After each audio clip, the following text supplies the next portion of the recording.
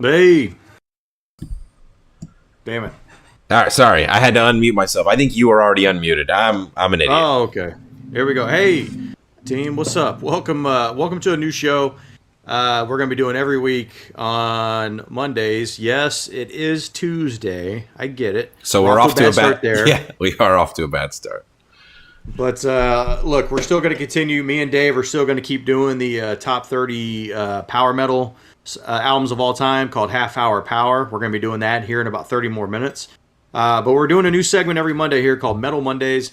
And what we're going to do is we're going to review a new album that dropped the previous Friday, listen to it for the weekend, and then just kind of come in and give our quick patent pending shit-o-meter score and talk about a few songs that we really thought jammed. And if there's any other albums that come out on that Friday that maybe, we want to talk about a little bit, we may highlight a couple of other albums. But this week, we only did the one album, and we're talking about the new Soulfly album called Totem. Yeah, and look, full disclosure, I knew next to nothing about Soulfly. Like, I knew some basic stuff about them, but I was not intimately familiar with them.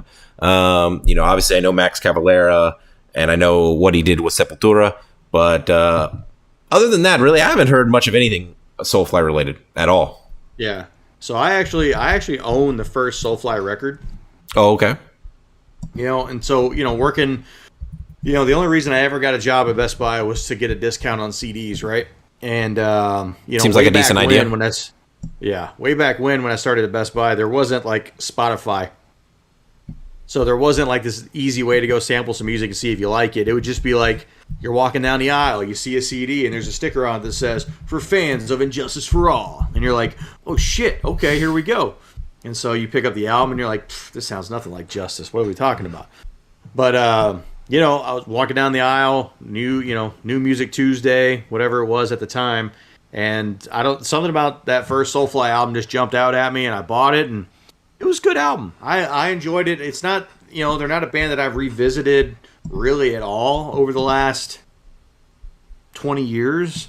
But it was, today I went back and I re-listened to that first Soulfly record again, and it brought back some cool memories. So I had a little bit of a working knowledge. I know Sepultura, certainly more of a thrash death metal band, while Soulfly was always meant to be a little bit more of a groove, almost. Not wholly just groove metal, but there's a lot more of a groove to it than there is in Sepultura, at least in the Sepultura that I've heard. Yeah, I mean, and now I will say this did not come across as a groove metal record to me.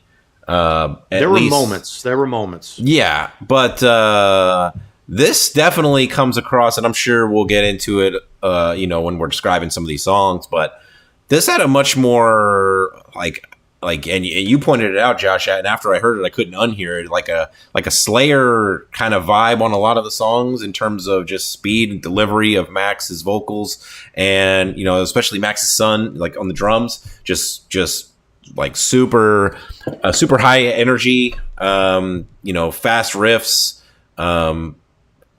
Overall, man, I would say I am very, very pleasantly surprised in this record. Same. So let's give a little bit of info here about it, and then we'll get right into our rating here. So we're talking about Soulfly. The album is Totem. Soulfly, formed in 1997, is from Los Angeles. They're led by former Sepultura frontman Max Cavalera, who left his former group in 1996. Soulfly incorporates many styles of metal with Brazilian and world influences. They have released 12 studio albums. Totem is the band's 12th studio album. This is the first album since 2004's Prophecy not to feature Mark Rizzo on guitar. Cavalera indicates that there was some drama surrounding his departure and credits that with the different sound for this album from some of the previous ones. Oh, okay.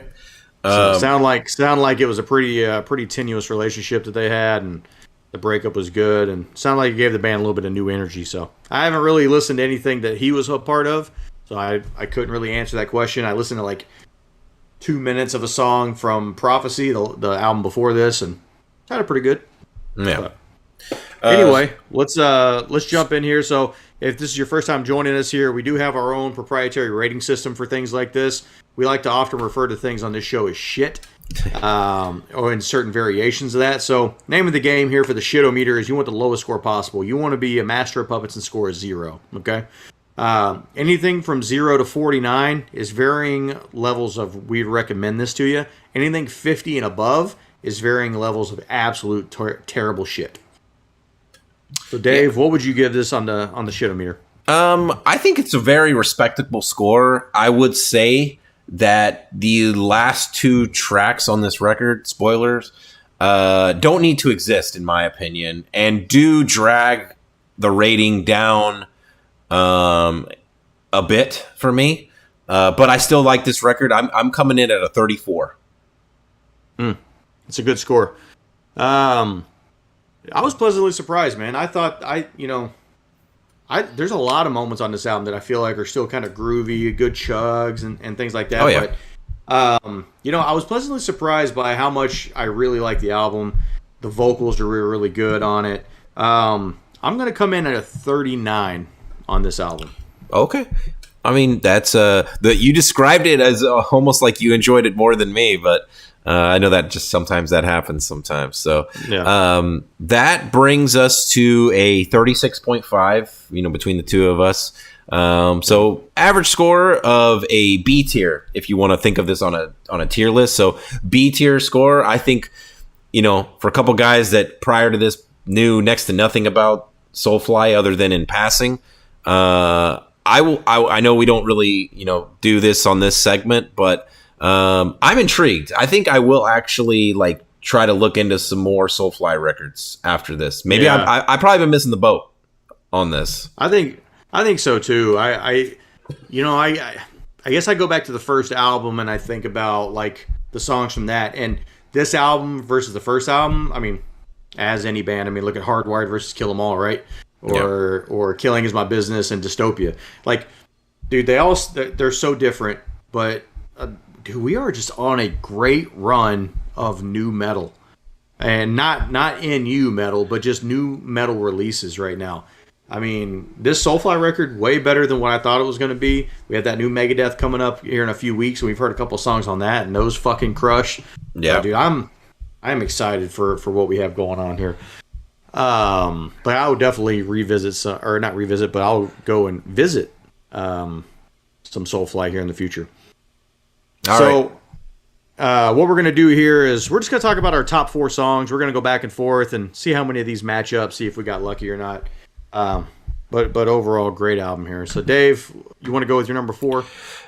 Yeah, and I have to believe you have this song on your radar, but I just don't know where you have it. And I'm going with the title track here as my number 4. Totem? Yeah. Is it on? Let's call Totem an honorable mention. Okay. So maybe I don't know how this is going to go then. So look, that's probably the most Machine Head sounding song on the album. There's a ton of moments in there where I was like, oh man, just good fucking groove to it, dude. I don't know how you don't have this on your top 4. I'm going to shock you with a couple of picks. I think because I think I have some very death metal driven songs that I chose. So especially the ending. Look, so this song I feel like has the most Brazilian instrument. I know. Look, I'm ignorant to this stuff, so I'm just gonna. I could be completely off base with my descriptions, but I feel like it has the most Brazilian like drumming, percussion influence of any song on the record, or at least of the ones that I chose. And then the ending of it is a just head banging, slow, just constant, riff, and it takes up the solid, I don't know, minute plus of the track. It's super heavy. I'm sure live that is going to be a monster. Ultimately, of a track. I just felt like the song was there wasn't just. It's the second longest song on the album, and it just felt like it was a little longer than it had to be. I guess is the only reason why I kind of got left off the list there. Okay, what's your number? I know that's 4? Weird to say about a 5-minute song, but it just felt like they just ran out of ideas, which is weird.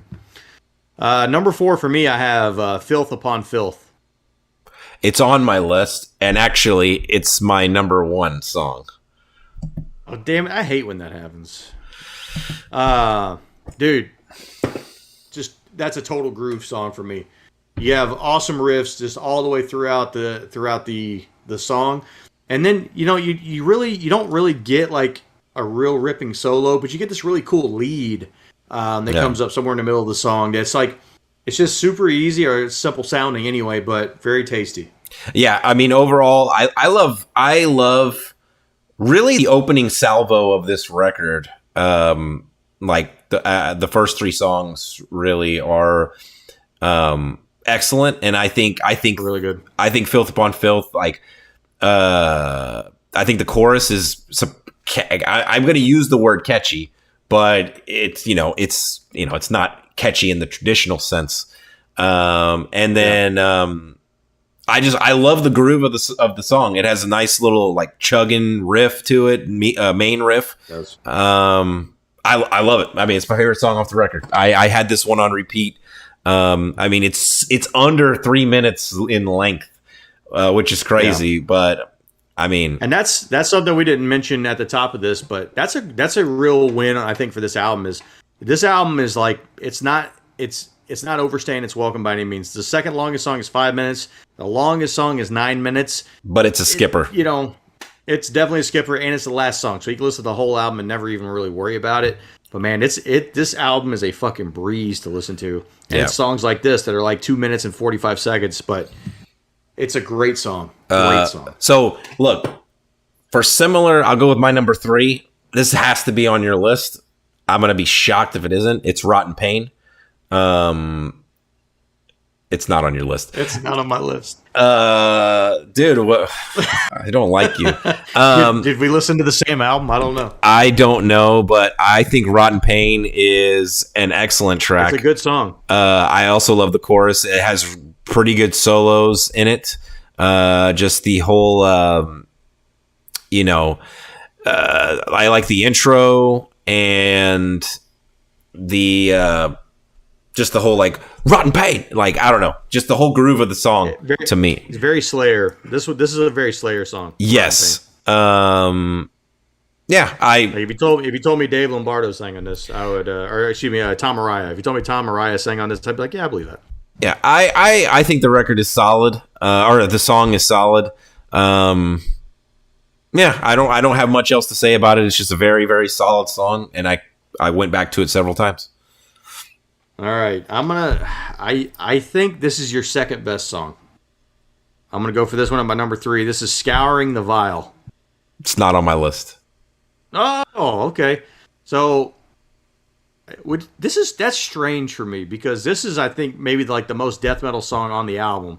Because this has a guest vocal. It's got John Tardy here from Obituary, so it gives you that very high pitched, Chuck Schuldiner death metal vocal. Very thrashy throughout the song, and really good intro. Oh, I love the song. Look, honestly, when I was putting, this had you all over it. So when I was putting together my top 4, I literally had 7 songs to pick, and I'm gonna be completely honest with you. I chose the 4 that just kind of immediately jumped out at me. But I had 70% of this record as songs that I picked out as these are good songs. So great song. What's your number 2? Number 2 is Ecstasy of Gold. Probably your number 1.